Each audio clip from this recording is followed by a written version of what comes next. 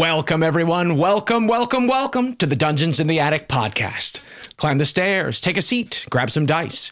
It's time to play some RPGs in the attic. Well, actually, we're not playing any RPGs today. Instead, we're going to be in the GM's lounge, hanging out with fellow GMs. And today, we've got a special guest, Mike Dickinson. Hey, welcome, bud. What's up, guys? Welcome, buddy. Awesome to be here. Yes, and I'm also joined by, of course, my co-host, Steve Strong. Hello. What's up, Steve? What's going on? How you been, bub? Good, dude. Yeah. We're so glad to have you on, Mike. I am so excited for this. I could not wait when Steve asked me to be on here. I was like, absolutely, no problem. We're really excited about it. Mike is running a game for us currently of Daggerheart, which is so much fun. We've only gotten one session in, and I'm already chomping at the bit to get back into it. I get to play a witch. She's really funny and crazy. I love it. Steve, who are you playing? I'm playing Sarla. She is her class is Seraph, so she basically is the cleric of the group, but also paladin-esque. So yeah, she's what's the cat race? What do we call it again? On the spot, man. Bad DM time. Bad DM. It is, because I always want to say Katari, but that's the 5e race. It is with a K, right? Oh, maybe Katari is. I think it is Katari. Daggerheart. Yeah. I'm pretty sure it's Katari. And Tabaxi is the 5e race. Yeah, okay. Tabaxi is 5. Yeah. So Katari. Yeah. So she's her race is a Katari. She's this elegant, beautiful cat woman who has crazy armor and magic to heal, and often looks at the stars. Very cool. Yeah. There's no like 1-to-1 for like the Seraph in any other gaming system I've seen, but it's kind of a mix of, like you said, paladin and cleric. It's got some frontline tank options. It's got some healing options. You can do some damage. I think the subclass you picked is the you get like Thor's hammer, basically. Any weapon you wield, you can chuck it and it comes back to you, and you can spend some points to hit extra people. Super cool. Yeah, which I love. I've never played any sort of healer. So when Mike had said to me, hey, I want you to be part of this game. We're going to be playing Daggerheart. Here's all the classes. And I was looking through, and initially I was going to be a guardian. But then I decided, you know what, I'm going to go some sort of a clerical route. And then I was reading into it, and then I was like, oh, it has some fighting ability, which is the paladin. The alignment is, obviously benevolent in a lot of ways, because Seraphim is an angel. Yep.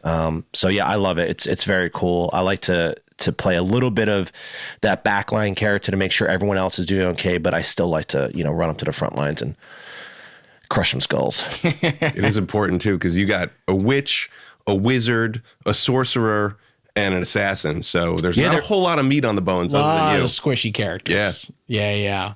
Yeah. I mean, we're glad to have you. He almost sacrificed himself. He almost sacrificed himself in the first session, actually. That's true. Yeah, I almost did that. And then if it wasn't for Mike's clever NPC to run in and say, hey, let's go. Hey, don't do that. Don't do that. Please don't die in the first scene. Yeah, I listened. I will kill you, but not yet. Yeah, that tension that you built was very cool. So much fun. So this is funny because our last GM's Lounge, we interviewed our friend Elliot Jackson, who also wanted to talk about Daggerheart. So I figured we could start off the session real quickly talking about what you're enjoying about running Daggerheart. If you're just running the one game, do you have another game you're running? Or? I am playing in another game. Okay, great. I want to run a longer term campaign. I think the campaign frame. So in Daggerheart, there's these campaign frames, which are basically like a shift in the rules. So the one I ran for you guys, Age of Umbra, was written by Matthew Mercer of Critical Role fame, based on the FromSoft games, based on Dark Souls, Bloodborne, all that stuff. So it's got a grim, dark feel to it, and the rule set sort of reflects that.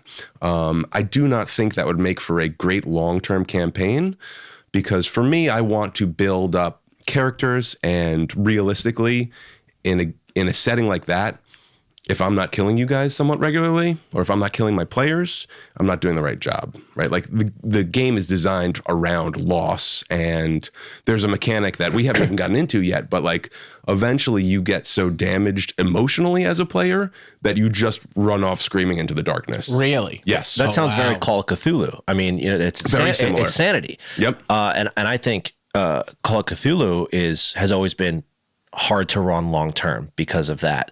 But I think there's a way to do it. But anyway, go back to. So what I've really been loving, sorry, long-winded, but what I've really been loving about Daggerheart is that I get my own toys to play with, right? Like it's not about you guys spending your spell slots or spending your hope and like me having to deal with that. It's like every roll you make with fear gives me a toy to play with. And now I can take that piece of fear and I can say, hey, I'm putting an obstacle in your way, or hey, I'm making that roll a little bit harder, or hey, this encounter that we're running, this combat that we're running, now it's back to me, my turn. So usually what happens in Daggerheart is when you guys roll in combat situation, if you roll with fear or if you fail your roll, it comes back to me. So you get a 75% chance of when Sarla, your Seraph, makes an attack and you succeed, but with fear, the action comes back to me. Now my enemies go, right? Or let's say you fail with hope. Even though you gain a hope, the action still comes back to me. You do have a chance that on a round of combat that Sarla goes and then Syrinx goes and then everybody's going and succeeding with hope and bang, bang, bang, bang, bang. You guys are making quick work of my enemies. Now I can say, hey, I'm going to spend a fear and jump in. Even though you guys are kicking my butt. I have a way to do that. And inside of combat, outside of combat, spending fear feels good to me because I know that I'm within the bounds of the game to make a reasonable call as a GM where I don't have to have that voice in the back of my head saying, hey, you being too rough right now? Are you making sure that everybody is not feeling picked on? Right? Like, it's no problem. I'm not picking on anybody. This is how the game is supposed to be played. Right. Yeah, I agree that sounds like a really nice, comfortable place to be as a GM is you've got these rules that support doing some, bad things to the players. Yeah. And it's part of the give and take. And it's this volley back and forth. And you feel like, hey, this is what the game says I should do. This I have it in the economy. I can spend it, then I will. And so I guess it really takes that burden off of a GM of, am I doing enough or am I doing too much? You don't have to worry about that anymore. You get to just enjoy it as much as they're enjoying it. So I totally agree with you. It seems 100%. To be that way. Yeah. It allows it to be more immersive for me too, because as a GM, I'm always worried about my players' immersion, right? I want you to be in the moment. I have spent a considerable amount of money making my game room. I just got these new like LED color changing lights for my thing, so I can make it like dark. I can make it turn green, red. Sick. So yeah, you guys will see that next time you're over. That's exciting. So I'm worried about my players' immersion. Are you in the moment? Do you want to be in this moment? Are you enjoying the emotion, whatever pace I'm trying to set? But now with like that fear aspect, I get to be immersed too, because I don't have to worry about so much of like, am I running this game by the rules? I can just say, what would be really cool right now? Because my fear allows me to spend that. Mm-hmm. And it's cool because the players know there's only so much you can and cannot do. So I feel like players can, oh, that's unfair. Like, why'd you do that to me? Or why'd you do it to the group? Because the fear says I can only do so much to you. Yep. Really. As the game goes and you roll and the fear and hope go both ways, you can start to see it's starting to stack on, Mike's side or whoever's the DM or GM, and you go, oh, we got to be careful because at any point he can use all this. But if you also track it the other way and he doesn't have a lot of fear, you're like, oh, we can kind of do whatever we're on the playing field right now. Yep. Which I like because I've never played a game where it had that economy that is always being used on both sides continuously. Yeah, and I think that we talked about this with Elliot, but visibly seeing how much fear the GM has allows for this sort of easing of tensions and ratcheting up of tension. And that engine of those two feelings moving together creates great story. Too much tension for too long, you do become numb. Yeah. Too little tension for too long, you become bored. the engine of seeing it grow and fade and grow and fade pumps the story along like an engine would. I think it's very elegant. Yeah, the personally. pistons of the game. Yeah. They did a great job of it. Yeah, they And did. People have since come out with like aftermarket things called fear trackers, right, which go on top of your DM screen. And the one that my friend Max, he ran that pirate game for us that one time. Max Was it Sea of Dead Men? Yeah. Yeah, great game. That was a fun game too. His tracker goes from like a regular skull at one fear, and like you can flip them over, or like it's like a old school scorecard. Cool. But like regular skull into growing horns and becoming more and more demonic. So like a full fear, it's like this full on demon skull. That's sick. It's really cool. Yeah, and that's immersive. It's like anything to get the players noticing the world getting worse or getting more dangerous. Like Dread, we talked about how the Jenga system works so well. It's so obvious how close you are to failure. Yeah. And that just ratchets it up. I love ratcheting up tension in the room. And sometimes it's hard to do that with just by being like, and then a huge monkey bursts through the doors and he's got two swords and people are like, okay, I attack it. And I'm like, no, like this is bad. Like I need to telegraph to you more how this is bad. And it's hard to do that in the imagination. It's easy to do that with a simple counter that's like, I've got whatever it is, 12 fear. I'm at max fear. I hope you're ready. Oh yeah. I would argue that if you put 2 more arms on that giant monkey, yeah, it worked. It worked very well. I can confirm it did work. 4 arms is actually the amount you want. Not too many, but not too little either. Yeah, there's like a bell curve of arms. At the end, it's not scary enough. Absurd. So, your background. I want to talk about how you got into DMing and GMing. Sure. So where did it all start for you? I guess way back, I grew up, without getting too much into my childhood and all the damage that I have, as we all do as D&D players. I was not a popular kid. Okay. And I found the Dragonlance novels at 12, 13. The first book I ever read for fun was Stephen King's Through the Eyes of the Dragon. And if you've never read that, it's one of his earliest works. It sets up Flag as an enemy from The Stand, from the Dark Tower series. And I really got into this fantasy setting. And I loved something that could take me out of being who I was, because I never felt like I fit in or was enough. So I find the Dragonlance novels, but I don't really have anybody to share them with. D&D in the 90s was not a thing. I graduated high school in 2001. I'm doxing myself, but it was not a thing. Nobody was doing it. It was all Duke Nukem and video games. Duke Nukem. Yeah, dude. Oh, man. What a good first-person shooter. It was great. We were playing that in the computer lab after school, dude. But nobody's running tabletop games at all. Maybe Monopoly if you wanted to have a fight with your friends after 8 hours of a stalemate. I was running Quest, baby. You were? Oh, yeah. No kidding. Yeah, when me and Mike did my player interview, I'd finally told the world about this game called Quest. I did. I actually watched that. So. So I was kind of, obviously it was only played between 10 people, but I love that when you were at an age where you could purchase D&D books, you instead opted to continue to play Quest. I think that says a lot. Well, so, early 90s, I was, 13, 14, maybe? Because you and I graduated the same year. Oh, no kidding. 2001, actually, yeah. So we were roughly around the same age. But yeah, so but I didn't get a job till, like late 90s, I guess. I don't know how old that is. I'm not, whatever. What's 17 is 90. I would have been 99? 99. Something like that. Yeah, so I couldn't purchase anything yet. But anyway, go ahead. Sorry. Well, I mean, Christmas gifts. Oh yeah, I guess. But we were immersed in our own thing that I wasn't even thinking about. Exactly. That's exactly what I'm saying. Is you were like, why do I need those books? Yeah. I've got Quest, and we love playing it. Yeah. And that's what Gary Gygax said. He said the secret is nobody needs these rules. Nobody needs them. You can run your own game without any of these rules, and you would do just as well. And he was right. And you're living proof of that. Anyway, I think that's so cool. Yeah, me too. I love it. It's the spirit. That's what I love about it. Is the spirit of what these games mean. They're not about owning a specific type of rule book and the rules therein. They're about what gets to happen. We bring people together to share worlds and to escape from the BS and to lift each other up. That's what it's about. Yeah. And telling stories.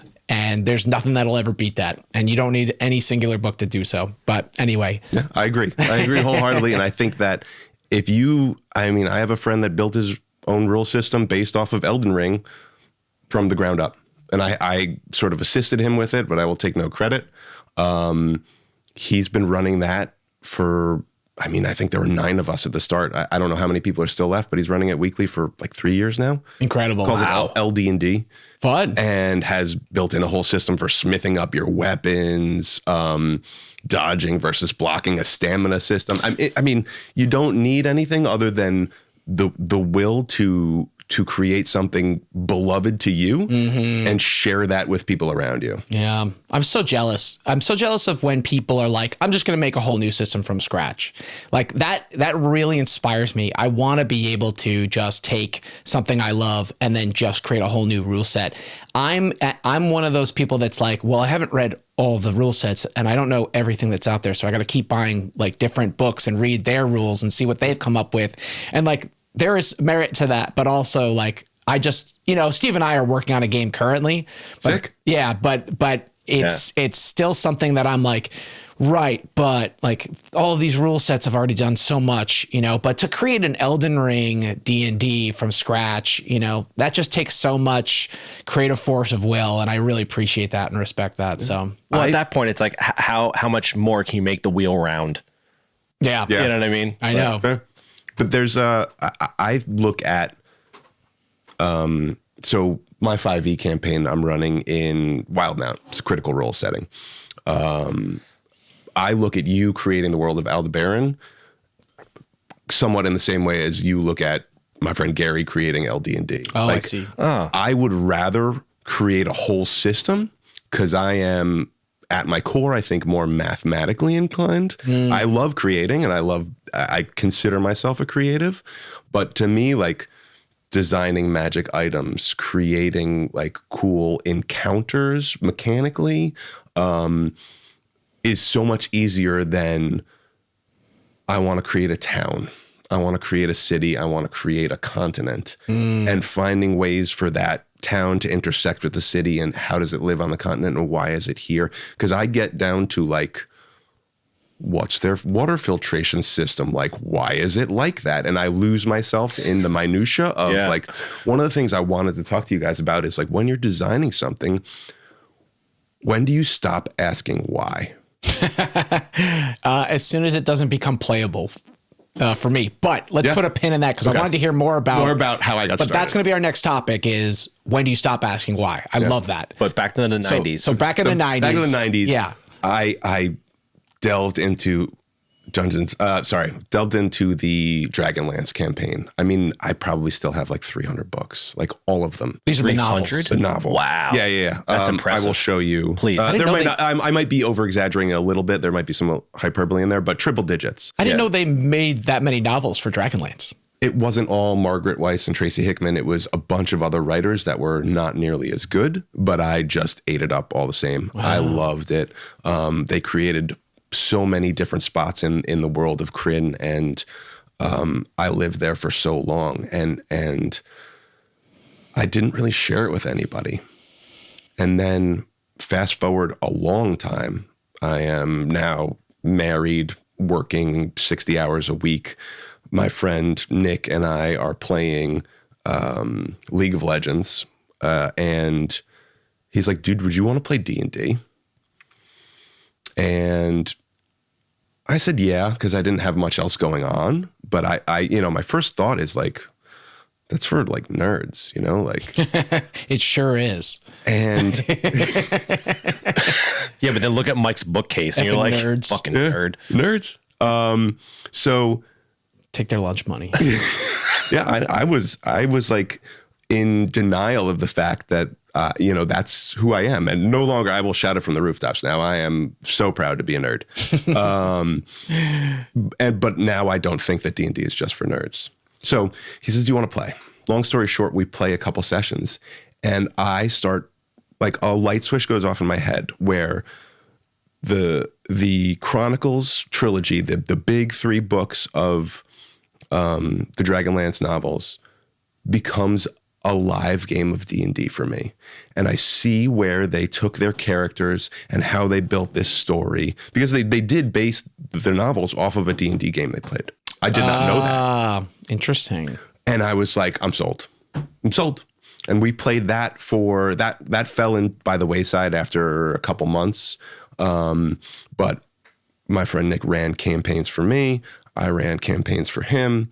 Off and on, I've been playing since 2012. I haven't played a whole lot of different rule sets. I would say most of my experience is 3.5, 5e. I've done a little bit of a fun one called Monster of the Week, which is like Buffy the Vampire Slayer inspired. Yep. Love it. Getting into Daggerheart, which I'm loving too. I want to run a Daggerheart campaign. Probably after my 5e campaign ends, I will do that. And really the big turning point for me, because I always had various degrees of success with my campaigns where I would start for a while and then it would sort of either fall off or lose interest or conflicting personalities. And a lot of that is my learning process as a DM, is how to handle, personalities and guide people through their own character flaws, their actual real life character flaws, not their PC flaws. And dealing with that got me to the point where I was in my CrossFit gym working out, and there's like a clipboard going around of like, what groups would you like to see? And it was like drinking club, hiking club, dog petting club, stupid stuff. But yeah, I mean, hiking club's awesome. I love hiking. And I wrote Hellfire Club, and I was like, nobody will sign up for this. And like, got like 7 people. Wow. And nothing really came of that, except one of the coaches at that CrossFit gym was like, Mike, when are we playing D&D? And I was like, oh, you won't play? We'll play. I will play the crap out of you right now. We got a bunch of people together, and 2 years later, that campaign is probably the thing I look forward to most in life. Aww. Is sitting down with them. We only play once a month, every 3 weeks. But we get together, we get our grub on, we eat good. You guys experience that. We always eat good. Oh, so good. Jeez, listen, a game aside, I would just show up for the food. For the dip. For the dip, dude. Yeah, do it for the dip. You are an incredible host. So I appreciate you hosting us in the way you did, because it was just, I mean, your gaming room is beautiful. Anthony built an amazing table. Dude, amazing table that he built. And then the food and all the accoutrements, and I mean, everything was great, Yeah. So I appreciate that. And I love that it's an experience, because D&D or tabletop RPGs, I should say, at their core are a social experience. That whole piece that I was missing from my Dragonlance novels, that I like always enjoyed them alone and sort of hoarded them inside because I didn't really have anybody else to talk about it with, is now something that I can share with everybody. And we make it a social event. We hang out, we have fun, we talk before, we talk after. We are friends beyond the table, and doing, creating this story together is just the icing on the cake. Yeah. Yep. I think D&D and games like it are for me, the most beautiful thing you could do outside of living your normal life. Because if you really think about it, all we really have is work, more work at home for, to take care of our families. And then sometimes we get to go on vacation, and you can break some of that up with some hikes. Going outside is an exceptional thing to do. Hikes are amazing. But beyond that, everything else is kind of just versions of work, things to do. And then when you decide, hey, we're going to take 3 hours and we're going to say that this is not a time of work, but a time of play. And not only is it a time of play, but it's not just video games. It's not just watching a movie. It's sacred play. It's deep play, which is what we used to do when we were children, which is the closest you'll ever come to like something pure and fun is an imagined space, an imagined world that you share together. When you would play Army, or you'd play, whatever it was you were doing when you were a kid, waving around a stick and, knighting your friend, and, that kind of play that is unfiltered by the world is the closest we come to, I think, our purest selves. And the fact that we can do that as adults is a miracle to me. And that's why when I have an opportunity to do anything that isn't work, I want it to be this. And you might call it an obsession, but for me, it's, I feel like it's some sort of work. It's like not work, like, you know, hard work, but it's this like, someone's got to do it. We got to do it. We got to bring people back to this purity. Get your ass to this table and forget this other world that you think needs to be taken care of all the time. And I want you to enter this imagined world with us, because I don't know. To me, it's a miracle, and it's no surprise that the world is exploding with people that want to play. And it is not just for nerds, quote unquote. It's literally not. For everyone of every age and every background. Well, it's crazy. People are like, you know, dying to, especially in today's world, dying to escape into another world that they can be the hero, that they can make a difference, right? So, you know, anytime I've ever played, for me, you know, I think you and I maybe have had a similar growing up. You know, I've some of the stuff you touched on without saying it, I feel that way.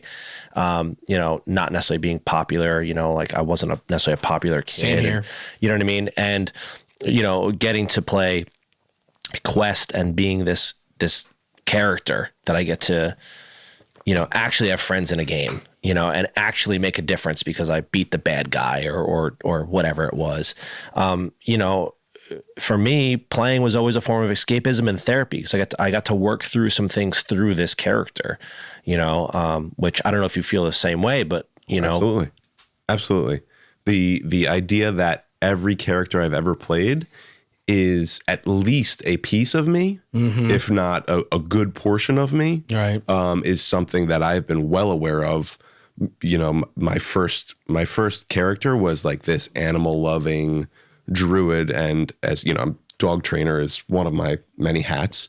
You know, my next character was tiefling barbarian, shout out Karlak. I was this drunken, angry, miserable bastard, and like the story of redemption wasn't quite there yet. I had that like level 3 option of like, you can go like totem barbarian or whatever that is, like ancient totems, and like, you know, make peace with your anger. And I was like, nah, I'm going berserker, frenzy all the way. Just anger, anger. Smash, grab. Yeah. Down the line to, you know, one of my last 5e characters that I played was an artificer that used a paintbrush and an easel to create spells, like, and bring them to life. So I'd like bring animals to life from this magic paintbrush. So cool. And like all aspects of myself, and maybe not emotional aspects on a deep level, but definitely I love painting. I love being an artist. You know, I love animals. I have been in therapy for a long time dealing with emotional stuff. So, and I have made that journey myself, right, and gotten that catharsis. Although everybody's a work in progress at all times.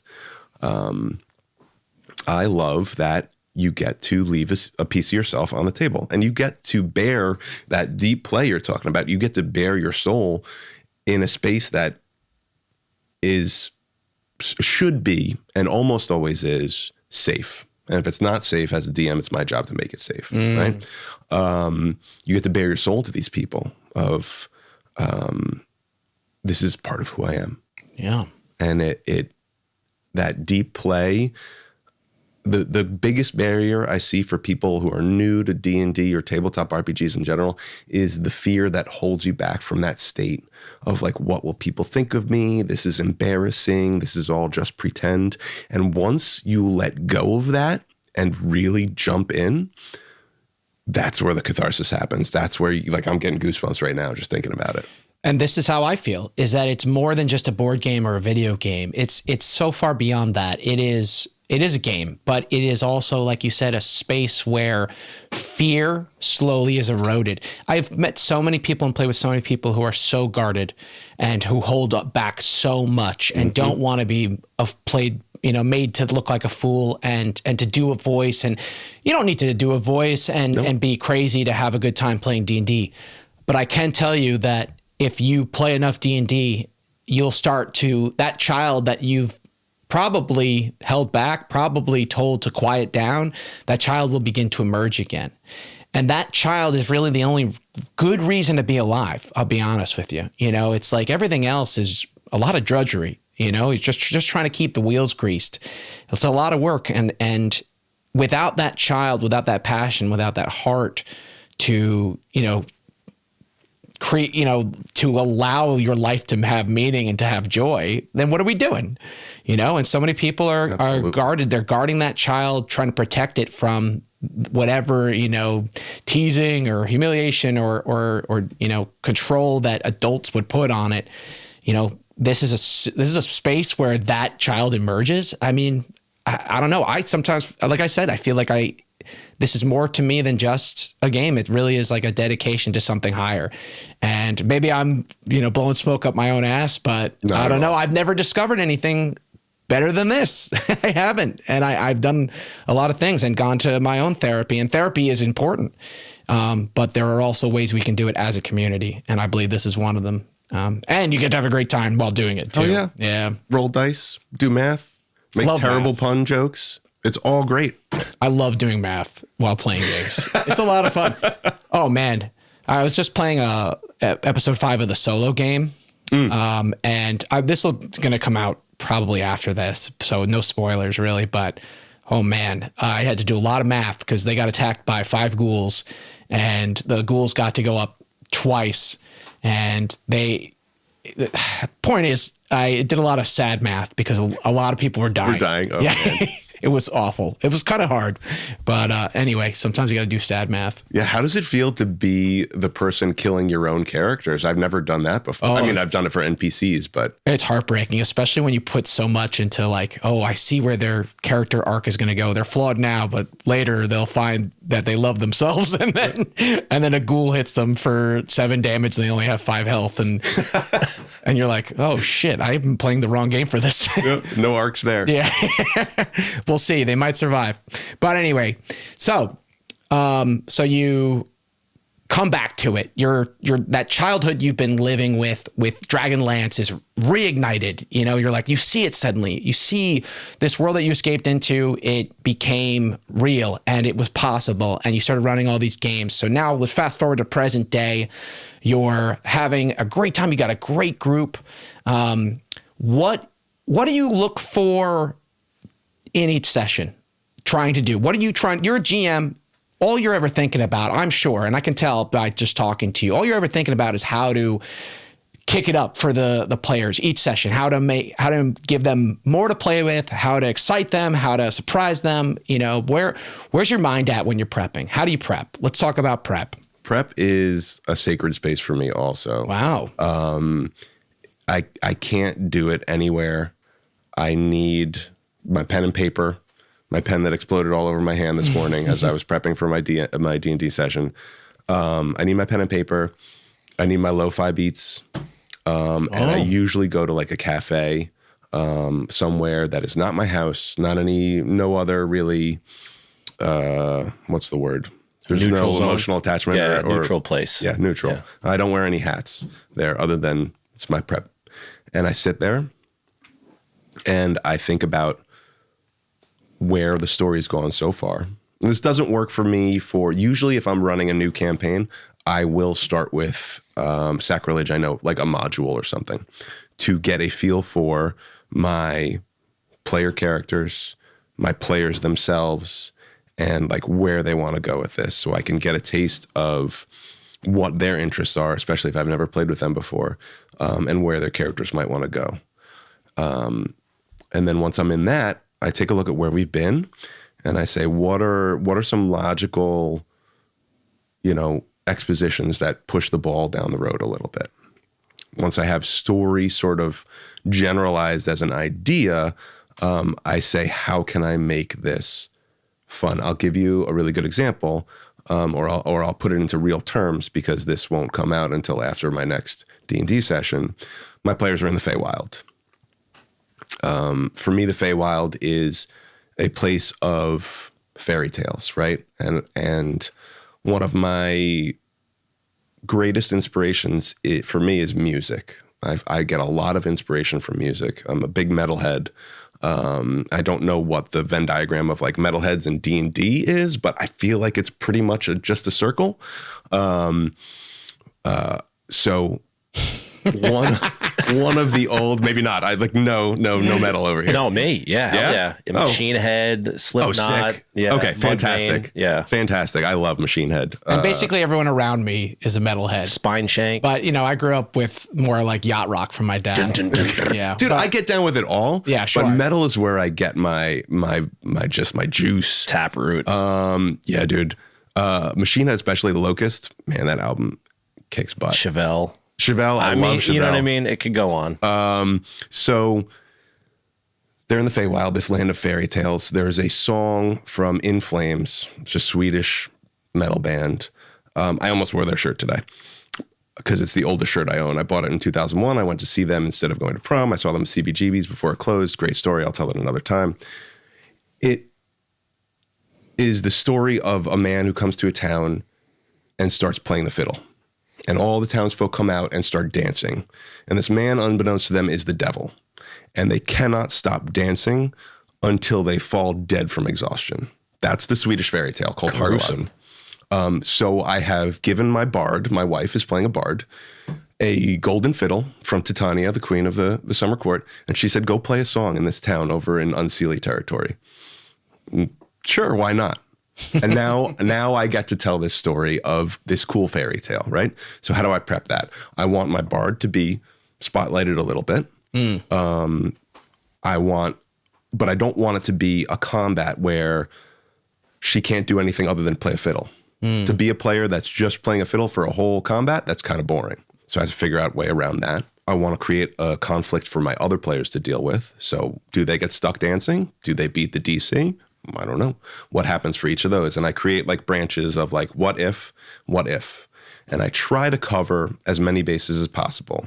And then when we get to the game, my players pick something that I've never thought of in advance. And I have to ultimately stay on my toes because I do not think like my players. No matter how much I try to get in their heads, they will always impress me and show me that they are growing as players too, alongside me as I grow as a DM. And that's where I find my sacred space in that prep is like, how do I continue to grow with my players? Because they're getting comfortable in the RP. They're starting to do voices. They're really loving this story that we're crafting together. It's not just, hey, let's eat some buffalo chicken dip and kill some stuff, right? And when I prep for a game where I really think about my players, I get this sense of service, of like, this is, and not in a burdensome, like you used the word work before, but it's like a calling, it's like I'm doing the Lord's work. Yeah. It's a evocation, if that's the word I'm looking for, a vocation of like, I get to provide this to this space for these people. And when I get to that prep time, it is all about just how many bases can I cover so that I have enough free space in my head to think about things like, what happens? How am I gonna play this scene? What does this player want out of this? How do I keep it fresh for this other player? I have players that recently, my barbarian expressed a little frustration because they just hit level 7, and all my other players are, for the most part, spellcasters. I got a ranger in there, so he's a martial character. Everybody else is getting super cool 4th level spells. They're getting polymorph. They're getting dimension door. Yeah. And my barbarian's like, I got a rock, what do I do with my axe? I swing it a little bit harder. Yeah. So there's the frustration there. How do I get that player to shine? And my answer to that is occasionally in combat, I surround her with a bunch of really crappy little characters, and she can just go to town and slaughter a whole bunch of them. That's great. Right. So that you get that power feeling that that the wizard gets from casting fireball and incinerating a room of kobolds. This barbarian can get if I craft that space for her to take up. That's great. So how do you, jumping off of kind of some of the stuff you just said, how do you invest your players from going from just eating buffalo dip to really wanting to immerse themselves in the world and take their character, by the shoulders and go, I'm playing this character. I'm gonna be part of this world. Is there some tactics that you do to draw people in to go, the dip is great. It's it's there, but the dip is gone. We've eaten it all gone. Why are we still here? Yeah. All right, dip's gone. Let's get out of here. But how do you get them to dig their hands in the sand and say, build this castle with me? That's a really good question, and I don't think it's not something you can really get everybody to do.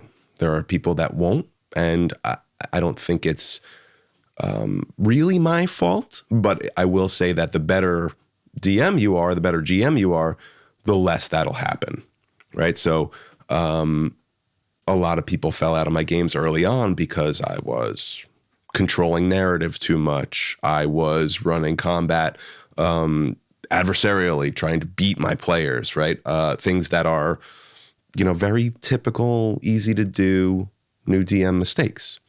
The less you do that stuff, the more space you give your players to thrive. I think the easiest answer I have to your question is put in to your game as much as you can and see who matches you. And those are your players. And anytime you have a player that is really either lagging behind in interest or doesn't really care or is disruptive in any way, spend an abnormal amount of time, a greater amount of time working with that player's story by yourself. Just, you don't have to let them know like this is specifically for you, but spend an abnormal amount of time to see if you can get them over that hump a little bit. And then if they don't meet that, if they don't meet you at the level you're trying to meet them at, you have to consider some options of like, hey, maybe this isn't the table for you, or hey, maybe I'm going to run another campaign that's kind of just, fart jokes and hanging out. Like maybe this like grand tale that we're everybody else at the table is trying to weave is not really your jam. So one thing you can do is set expectations at the beginning of a campaign or at like I told you guys all about Umbra. Like it's grim, dark. It is not going to be I do love humor in D&D. I think it's a touchstone and I think it's a cornerstone of tabletop RPGs. So there will be humor in it, but it's not a very funny world. Everybody's just trying to get by. And if you got like, I can't even think of a stupid character name right now, but like Sir Big McLarge Huge walking around with a giant bonk sword. Took the name I was thinking of. Your next backup character. It's not going to vibe. And that's not the player's fault if you don't tell them like, hey, there are some expectations. Yeah, I mean, you definitely, you front loaded us with our game. It's like, hey, I want to play a more serious game. I want to explore some, emotions and feelings. And it's going to be on the darker side, and, if I wasn't ready or able to do that, I would have said, hey, I appreciate the invite, but I don't know if I'm ready to approach that. But I like stuff like that. So I was like, yes. And obviously, Mike and Kristen, who also play, they're very much into storytelling and really digging in deep. And, I love that. So, yeah, I mean, I'm definitely the kind of person that wants to be in, I want my character to be a part of the novel. Even if they are a funny character, they still make sense in the world and they react to the world in a real way. And, I definitely seek that. Sometimes I just want to roll dice and just watch my gnome thief like get stomped on and explode, but like I'm the kind of person that I'm looking for it all. I want all the experiences. And when you tell me that this is the kind of game, then I'll easily adjust to that style of play. Personally, I run a lot of games for a lot of different tables, and my passion is introducing people who aren't in the hobby yet. I like introducing people that have no idea what to do or what it is. And those games often they're not, and I feel like it's an advanced game to run a game that's like a really serious tale where everybody's locked in. When you were bringing in new players like I am often, it's, you've got to work with what they're bringing you. And so I tend to run one-shot horror games for those kinds of players, because it's not a big commitment. Your character will probably die and you can have fun. You basically, I say, drive it like you stole it. Right. And then they can kind of get a taste of what it might feel like to, if you wanted to, dive in deeper. So, it's like the majority of people starting out are not going to know how to dig in deep. But I guess what I'm trying to say is like you said, that setting that expectation of like, hey, this is a nothing game. This is a dip game. Right. Like you can dive into the dip. But I really appreciate that you are taking the time to tell the bigger stories, because those games, they're hard to come by. I mean, once they're started, you're not adding new people to it. Nobody's getting in there. You know what I mean? Right. You're not adding a new player to that, and you shouldn't. That's a sacred space for everybody that's in it. It's a special thing, and it's only going to be this one time for this amount of time. I mean, those are the miracle games. Those ones that people get together and continue to get together, and they don't fall apart. My God, they're unicorns. And they're unique therapy sessions. They're communal. Yeah, a bunch of people are saying we're gonna lock in together, and we're gonna go through this roller coaster of emotions, and we're gonna be there for each other. As players, but also as characters within that world to the other characters. Which I love. I love to be able to lock in and go like, I trust everybody. Sorry, I trust everybody here. And if it gets if it gets messy, I know there's gonna be other people around to help kind of put it back. Yeah. Because I think also in that way, for the player living through the character, that's where it can be cathartic to experience an emotion that maybe you outside the game don't know how to deal with, or don't know how to express, or even want to approach that. But as the player, it's sort of removed from you, so you can go, oh, I can play this anger out, or this sadness out. It's like when you're a kid at therapy and you have like the puppet. It's like, let the puppet talk for you, exactly. right? It's that one level of distance from, oh my God, this is actually me and my emotions, that allows you that authenticity of like, okay, I can handle getting angry and screaming at somebody because it's a stupid town guard that just wants one gold to let me in the gate. Yeah. Nice callback. But I'm not going to say anything. I'm not going to bring it. We're not getting into it. It's just nice to be when you're playing in that. It's just nice when you do get that bleed, that you have people around you that are going to bandage you and say, hey, it's cool. Like, we're good. Oh, yeah. No, it's a super special thing to have a group like that. And I got to be honest, like Aldebaran's the first time I've ever gotten to do anything close to that. Everything before this has been a lot of one shots, just trying to get people involved, just trying to convince people that don't want to play that they should try it. I don't know why that's always been what I feel strongest about. I guess because I just want to always be playing, and I can never get a solid group together all the time. So I'm always like, hey, you guys free tonight? You want to play some Mothership? That's how I am. I'm like, I'll just text people. Sign me up for Mothership. Dude, Mothership rocks. We played Mothership at your house one day, and that was so much fun. Oh, it's such a blast. But I'm all for like, hey, just come over. Let's just play a one shot. Like, I don't, because people hear D&D and they hear meet every Friday, commitment, emotions. And it can be like that. 4-hour session. And it's a lot. And I'm not going to argue it. It sure is. And for some people, that commitment is important to them. For other people, they're not really that interested, and they just want to, they're like, maybe. And they're never going to dip their toes in unless somebody's just like, just get over here. You're going to die from an alien eating your head. Like, come on, get over here. And that's a great way to that's the kind of games I like to run when I'm not running this is I run a lot of one shots, just trying to get in people that would never have played before. That's where I feel like my calling is like introducing people. I love that. Yeah. And I do think there's a great amount of joy in bringing new players in.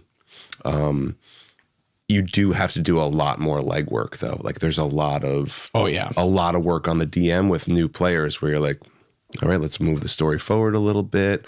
What are you guys doing?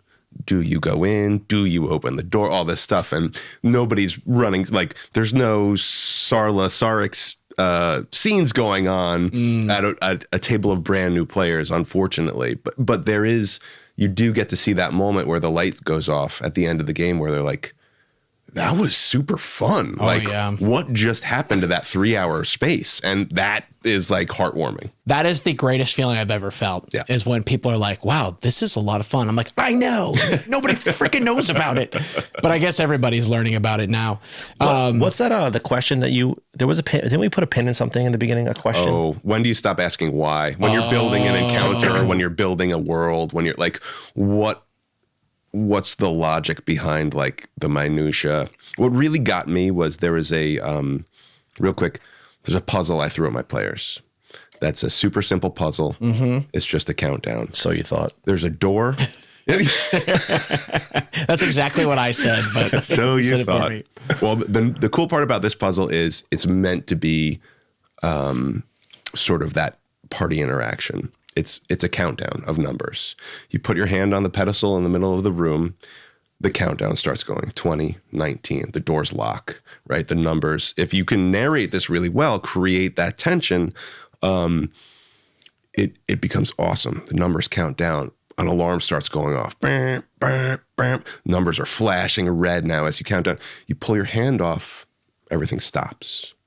Now, the joke to the puzzle is nothing happens. You put your hand on for the 20 seconds. When it counts down to 0, the doors open up, you can go through. But watch your party sit there for 7 hours, throw in a couple red herrings. I had a wishing well in there with a bunch of weapons drawn on it with sparkly water in it that did nothing. Wow, you are... Oh my God. Yeah. Wow, devious. And so the goal there is get them scared, get them thinking, but it's a trap that literally does no damage, can harm no one. Who's going to put that in their dungeon? What mad mage is actually that mad that they're going to put a completely harmless, practical joke of a trap in their dungeon? Why? Why? And then that leads to the next question. Why? And then why and why and why. Right. Because you sort of want to be able to pay that off if people want to know, like, who is this person that would do this? Yeah. Right. And I guess that's a great question, is when do you stop asking why? I guess when you're not interested anymore, because as a DM, again, we're adults, so we don't have a lot of time. Right. And you can't prep everything. Right. And the majority of it, people are not even going to notice. Right. And they're not, some of them might not even ask any questions, and they might just go, let's get out of here. And you can't just be like, no, you can't. The door's locked. You have to go through the dungeon. Right. Like, I mean, you could do that, but if you do it too many times, that's not people are like, oh, really, Mike? It locked again, huh?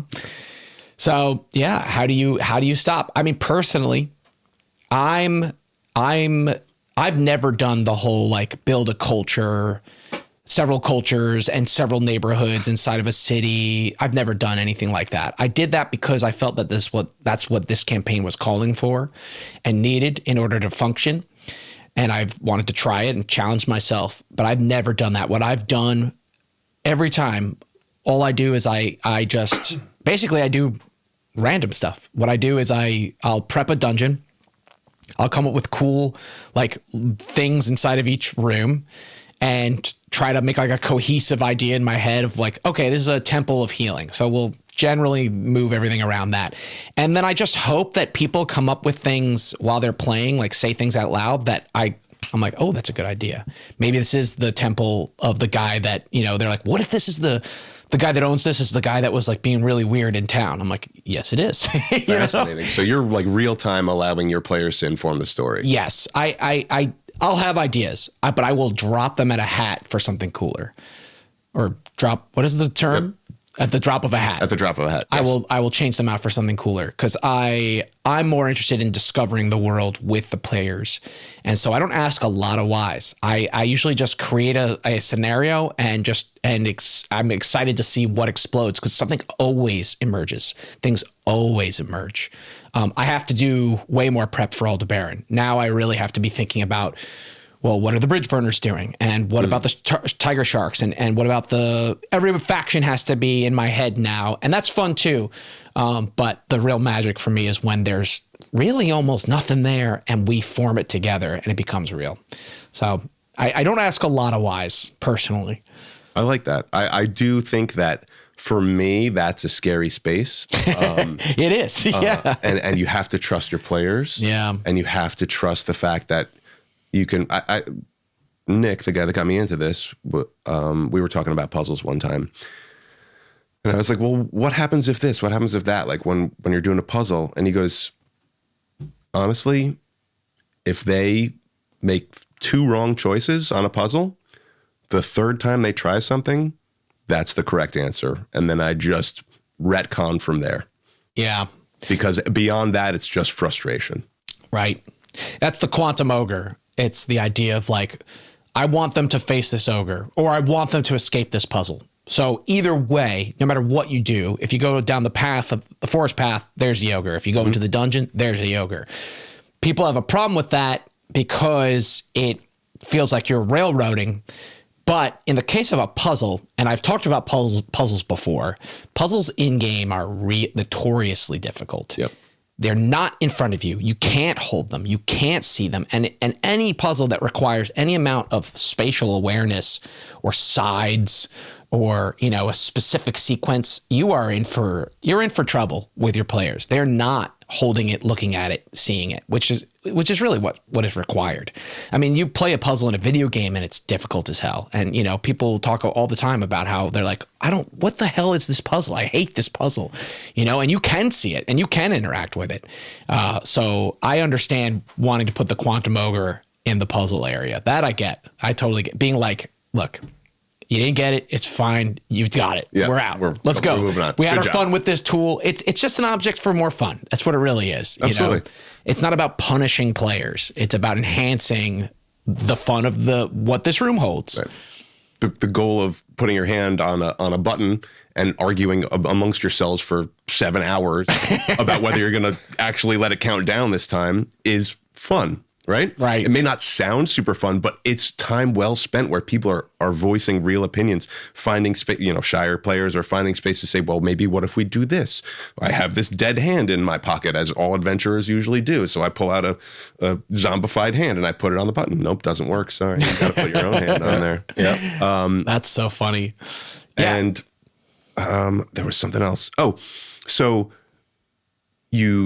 that quantum ogre, I think everybody has the wrong idea about railroading. Okay. Like if it's, I'm going down to the forest or I'm going into the dungeon, and either way there's an ogre there, it's not railroading.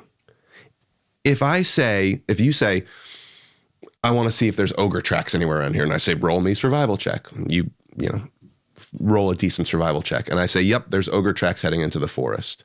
And you're like, cool, screw that. I'm going in the dungeon. And now I put an ogre in the dungeon. That's railroading. Because I just created, we've created together the story that, oh, the ogre is in the forest. No, he reverse stepped back and went into the dungeon and covered his tracks. That's dumb. You're right, because we've decided where he is now. Yep. Yes. But if you don't do that, if you force it to be in the other location as well, you're right. That's railroading. Yeah. And so the quantum ogre works until it is decided where it is. Right. Yes. Schrodinger's ogre. Yes. Yeah. I agree with that. I really like that. Right. You don't have to hard and fast. Pardon me. Mm-hmm. But then again, if you're saying, yes, there are ogre tracks going to the forest, then you have decided ahead of time that it's in the forest and it isn't a quantum ogre because there's an answer to the question that they gave you. So, you know. Yeah, but I can allow that player's roll. If he rolls terrible, oh, you don't find any tracks either way. If he rolls really terrible, I can say you find something that looks like ogre tracks in the wrong direction. Right. Well, in that one, you're like, oh yeah, it's over that way. That's a good point. They could roll badly and you're like, well, still up in the air and it's still in that quantum space. So I can't argue with that. Yeah. And I always keep tools and weapons and enemies up in the air until I know where I want them to be. And you sort of get a sense of where they should be once the players get close enough to a room or to a place. And I think that's just good GMing, is being like, here's my toolkit. Here are the toys. And I'm going to, I think right now is a perfect time to put this toy into action. You know, as long as you don't betray player agency, you know, I think that's a great way to handle it. So I wanted to talk to you about, because we were talking before we got started, about playing with getting to play D&D with your wife. Yes. Which is like, I think you mentioned was a huge accomplishment for you. It has been a long and bumpy road. I had the same journey getting my wife to play. I was actually astounded to hear that, because Kristen is such a phenomenal player, has found such a great voice in Maeve, and especially her musical talents. Fantastic. That's so sweet of you to say. She is wildly talented at acting, singing, all that. And it's a mind-blowing that she hasn't found D&D before I showed up, and fallen into the hobby. But yeah, her resistance was based on what everyone else's resistance is, which is, I don't want to be judged by other people. That's the scariest thing of all. And it takes a crazy person like me to be like, I don't care about being judged. Like, come on, hang out. So tell me about it. Absolutely. Same thing. My wife, Rachel, played in a couple campaigns. We were players together, and she was the phone it in, kind of just chill out, eat the dip. When you need me to shoot an arrow at something, I will. I'm not really getting much else involved. And eventually sort of was like, this is not for me. So fast forward to this, what I call my CrossFit campaign coming into existence. She was like, I don't really want to play anymore. And it took Veronica jumping in, because I was like, Veronica's going to play. And I made Anthony play. Anthony wasn't actually going to play. And I was like, Anthony, you're playing. I don't know if he wasn't going to play or not. He tells the story a little bit differently, but I basically said, like, you have to play. Okay. He might have joined on his own, but I just wrote him in anyway. I was like, you're coming. Like, very, very Mike of me. Get in here. Get over here. Yeah. We're doing dumb stuff. Sometimes you have to do it, man. You just got to grab people and be like, come on, come over here. You're being silly. It will be okay. Yeah. So Rachel loves Veronica and was like, oh, Veronica's playing? Maybe I'll jump in. I was like, cool, hop on in. And it's been a long ride of, she'll have a really good session and she'll have fun. And then some sessions afterwards, she's like, man, I feel self-conscious. I feel, like, what if I say the wrong thing? Yep. And all that stuff that, like, I can't explain to someone how much there is no wrong thing to say. It doesn't matter. If you fumble over your words, I slur my words sometimes when I'm speaking really fast. Hey, there it goes right there. It doesn't matter. You can just go with the energy, with the emotion of the scene. Just go with whatever you want to go with. And she found a voice in her character, and she has recently been like, had that moment. And again, goosebumps, where she's like, man, that was so much fun. And like that earnest, like, we don't find this joy a whole lot of other places. Sitting around the table, doing her bard, like having little jokes. I mean, she really found a character faster than some of the other players at the table. A lot of them were brand new, like people who don't know like what HP stands for. Right. Like stuff I have to explain, very basic stuff. And that's not a slight on them at all. It's just a matter of like who I'm working with. They just don't know. They don't know. Yeah. All sorts not of gamers. Backgrounds. Yeah. Not really big gamers or anything like that. So she found her voice very early on in like, she is this, she had real life inspiration for her character, someone we know who I will not name. It's not Voldemort, though. Why do I feel like it's Voldemort? It's definitely Voldemort. But she was like this F-boy, like greedy chicken who, like, a second combat, she dove under a table and hit under the table for the whole combat. I was like, that's such a great, no beginner player is going to make that decision, right? They're going to be like, what can I do? What's my toolkit? Not like, I'm going to go hide under the table. Screw this. Wow. Are there any gold coins down here? That's brilliant. Well, that's so real. Like, if you were to think about that, not everyone is going to just go fight the bad guy. Some people like get scared and go like, I'm out of here. Yeah. Like, and if you play that, like, I'm big into do what the character would do, not what the player thinks the character should do. Oh yeah. I've always repelled that because a lot of times players want to try to make sure they survive or whatever. And I've learned, even as being a player, to do more of that. Like, because we're all guilty of like being precious to our character. But I try to really preach and also practice. If your character would run into the onslaught, that's what they would do. Absolutely. If your character would run away from the onslaught, that's what they would do. Some characters are more selfish than others. They're going to abandon their group because that's who they are. And maybe you can get into why they're selfish. Are they selfish because they're scared? Are they selfish because they want to self-preservation or whatever? But play your character, because you don't want to, at that time, you don't want to be the person you are. That's why you got into the game. So do all the things that you couldn't do or don't want to do or don't think you could do or whatever. So I think like that is so awesome. Like I wouldn't even think of doing that, to be honest with you. Like jumping under a table, that's such a clever thing to do, because you would if you're like this like new character in this game and like you're the way you described, and then it's like this crazy encounter happens, you get scared. Under a table I go. I love that. It's so cool. This is exactly how Kristen got in. Was that she was playing these characters that were all heroes and they were the best, and she couldn't quite understand why she was doing it, because she was playing the same person over and over again, and she was becoming disillusioned with what we were doing. And so then what I did was I had just received Morkborg in the mail. Have you heard of Morkborg? No. Morkborg is a Swedish death metal. I think you'd love it. Swedish death metal kind of D&D, like very, very easy kind of system. It's gritty, brutal, death all the Grim time. dark, but it's like funny also. It like there's a random chart in there that like How have I not heard of this? Oh man, you don't know about Morkborg, bro? Morkborg is No. so- I got you covered. All right. I got you covered. So I'll tell you all about it. I'll send you everything. But it's a super easy system. I wanted to run it. I was super excited to run this like crazy graveyard module that I'd found. And I was like, Kristen, please play. Because she had sworn off D&D at this point. And I was like, please just play. And she was like, I don't know. I'm like, you're going to roll a random character. You don't even have to pick a character. And she rolls this like super fat, like greedy, this guy with like little bug eyes and like fat little hands, and he rolls like that. He like has super poor hygiene, but he wears like very like nice clothes that are all rotted.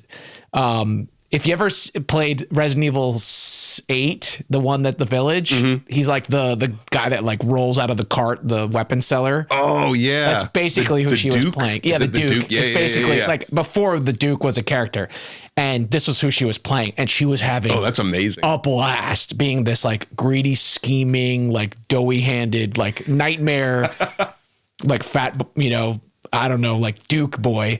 And she had a blast, because at her heart, she's a performer. She wants to play characters. She doesn't want to just be playing this sort of like one note vanilla, what you think a D&D character is, like, I will save them. Like, I will do what is right. Yeah, that's fun. And some people enjoy that, but that wasn't her way in.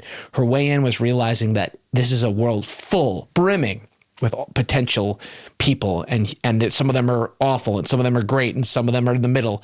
And when she got to play a random character that she didn't design, that was designed for her, she never wanted to, she basically from that point on always wanted to play every time. And this is why I'm a huge proponent of rolling random characters. Like all the Morkborg games encourage you to not make your character, but roll it randomly and see what you get. I love that. Because you end up getting this new person you never thought you'd play, and you end up not like being afraid of playing them wrong. Right. Either. Right. And that was the other thing. She was like, well, I'm making all these sexy heroes, but I don't know like the sexiest, most hero thing to say when I need to say it, And it's like you put this pressure on you to play this character that's supposed to be this perfect version. And I think taking that pressure off and playing a whole new person you would never thought to play that's where it's at. What a great exercise for someone from an acting background too, to take this cue and be like, okay, now I get to spend the next few hours trying to work on this persona that I really had no hand in. I think that's for the type of player that loves that acting challenge. I think that's what a gift. Yeah. What a gift. There are people who I think superhero is like TTRPG player adolescence. I think nobody wants to see them roll or they don't want to see themselves roll a natural one ever. They don't want to fail doing anything. They want to be this hero. And then you a lot of people grow past that to like, okay, I kind of want to, I mean, and then you grow into so many avenues. There's the, the actor that wants to just create a role. There's the person who's like, I want to be whatever this party needs me to be. I want to be the healer. I want to jump in. I want to be a party member. There's the person who's there for like, for me, natural ones as a player inform me so much more about my character than anything else. Like I love rolling a natural one because I'm like, all right, now I get another vibe to like check in on, and I'm like, all right, maybe I'm really bad at animal handling. Like for whatever reason, birds just freaking hate me, and that helps me develop more into my character. Yeah, they're incredible. They're an opportunity. People always hate rolling poorly. They get all down on themselves. I'm like, first off, rolling dice is not a skill. Right. So relax. Everybody's always like, oh, I rolled a 4. I'm like, okay, but like, tell me about how your character gets upset with themselves, and do they forgive themselves? Are they harder on themselves than other people? Do they feel this sense of desperation? Like, was this a really important moment that they needed to succeed and they failed? Like, are they going to hold on to, what is the story of the role? Don't worry about like, oh, I rolled a 4. No, you didn't. The character, something's happening to the character right now in the story. What is it? Let's explore it. You're absolutely right. It is a chance to develop character. It's an opportunity. But so many people get so bummed about rolling poorly, where if you have a spat of rolling badly, a couple of 3s in a row, maybe a 1 in there, like the first question on my mind is like, what happened to them? Like, why are they on a tilt? What's wrong? What are they thinking right now? Lean into that. Always lean into that. That's really good advice. Well, I mean, to your point again, like rolling a 1, I equate it to a mistake in life. Like you learn the most out of mistakes than you do success. Like when you make a mistake, you're like, oh, this is a learning moment here. How do I grow from this? So a natural 1, which I've never heard that perspective before, and I love it. You roll that 1, and that sucks, but now I get to learn something about that character that I can grow into or grow away from or whatever, which I think is just a great way for any player, whether they're a novice or advanced, to look at it that way. And I think more advanced players do take that as a cue, as like, okay, there's something here. It's the dice are telling me to look at this story or look at this character's move or whatever and figure it out. Yeah, if we sat around a table with nothing but 20-sided dice that all said 20 on it, and we critted every time, how boring do you think that would be after an hour of just like, I crit again? After an hour, like after 40 minutes, a half hour, I'd be like, Jesus, can I roll? You want a story, right? At least for me and for most people, I think that do find that light in the playing of TTRPGs is the successes and failures, the delights and angers make us so much more attached. And as people, I know trauma bonding is not like a super healthy thing, but I've always connected with people over shared trauma, over shared pain, as well as, and maybe even more than, like shared joy and shared celebration. And yeah, I love celebrating victories, and I love creating that moment where my players can like triumph over evil or that personal battle that they've been fighting.